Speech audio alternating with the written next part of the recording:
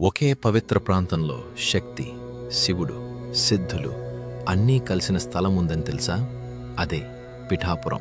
ఇక్కడే ఉంది పురుహూతిక శక్తిపీఠం. సతీదేవి శరీర విభజనలో ఆమె పీఠభాగం పడిన స్థలమిది. అందుకే అమ్మవారు పురుహూతికా దేవిగా అపార శక్తిని ప్రసాదిస్తుంది. అదే పిఠాపురంలో పాదగయ క్షేత్రం పితృదోష నివారణకు ప్రసిద్ధి. ఇక్కడ చేసే కర్మలు పితృదేవతలకు శాంతిని ఇస్తాయని విశ్వాసం.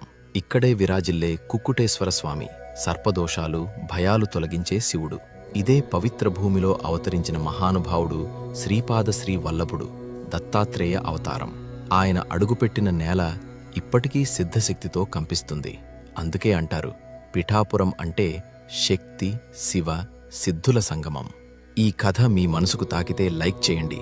ఎవరికైనా ఉపయోగపడుతుందనిపిస్తే షేర్ చేయండి. ఇలాంటి కథల కోసం సబ్స్క్రైబ్ చేయండి. కింద జై అమ్మవారు, ఓం నమ శివాయ, జై దత్త అని కామెంట్ చేయండి.